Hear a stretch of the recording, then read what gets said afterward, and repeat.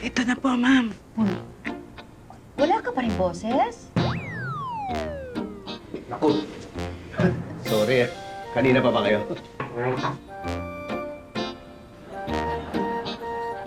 Sabi ko, kanina pa ba kayo kumakain?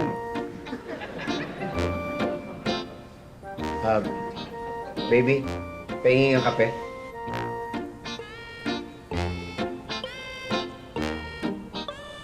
Ano nangyayari dito?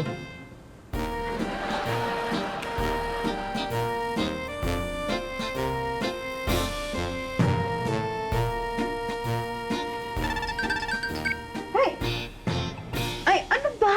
Ba't nag-message ka pa? Mira, kanina pa ako nandito, kinakausap ko kayo. Subsub kayong lahat sa cellphone nyo eh. Sorry na. Sinasagot ko yung mga customer kasi. Nag-order eh. Tay, sorry din Tay kasi may kailangan ako kayo isa sa trabaho eh. Naayos ko po. Ako din po kasi sa akin po in-assign yung pag-silk screen ng t-shirt para sa PE. Eh, na-stress po ako eh. Sorry po. Una.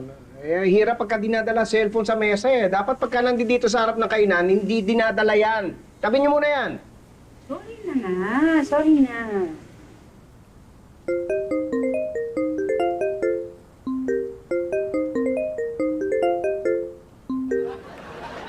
Hello, Janice?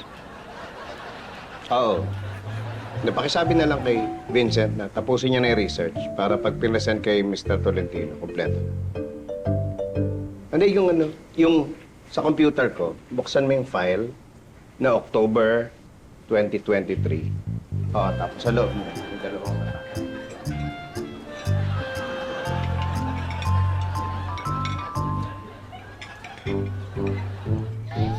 Hindi, yun na lang muna.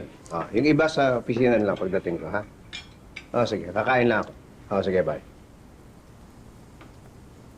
Oh, tapos na kayo? Opo, Tay. Ang tagal niyo eh. Pasensya na. Importante. Yan ang problema pag dinadala ang cellphone sa mesa eh. Pag kumakain, walang ganyan.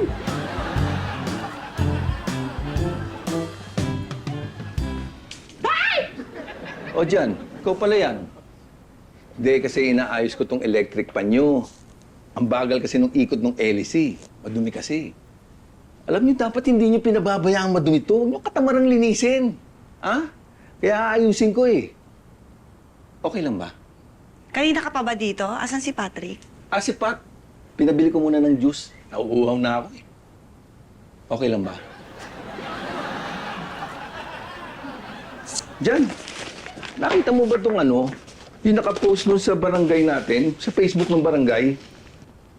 May nakawan na naman pala kagabi. Naku, grabe naman to. Ay, kaya nga nagulat ako sa'yo eh.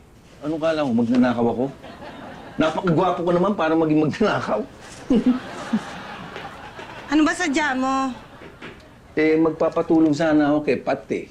May racket ako. Magpiprint sana kami ng mga, t-shirt.